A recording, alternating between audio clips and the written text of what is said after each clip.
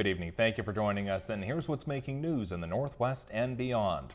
Our top story tonight, as the Northwest Regional Air Show is set to take off for the first time in 22 years this Wednesday at 5 p.m. and preparations are well underway. The first of many airplanes set to land at the airport for Wednesday's air show. At CFTK's Zack Power joins me now from the tarmac. So Zack, what was the first plane to touch down in Terrace for this special event? Thank you and good evening. You can actually see it taxiing out into the runway right now. That is a C-130 Hercules, and when I say this is one of a kind coming into the Terrace airport, boy do we have a treat.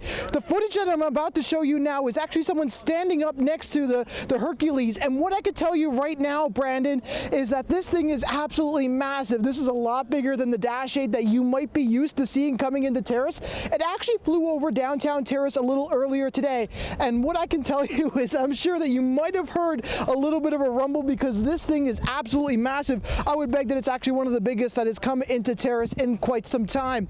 Now, in terms of plane terms, I can tell you that this is this plane has been in the aviation industry since 1956, and what right now a lot of people are saying is that it can pretty well stop on a dime, meaning that it can stop at just about any airport across Canada on big runways, small runways, and that's the thing about it, is it can take off from a lot of different airports. Now, this is a $31 million aircraft that's also used by the U.S. and as well as the British Navy, who's been using this, like I said, since 1956. This plane that's just taxiing onto the runway, it's one of 2,500 around the world, and this is pretty well the military standard. Lots of pilots, skydivers, and other military personnel came in on this Hercules a little earlier today, and that was coming in and preparing for the Northwest Regional Air Show that's going to come here at the Northwest Regional Airport. And so there's lots of excitement, lots of buzz. The first of many planes that you might be seeing flying over the Northwest skies.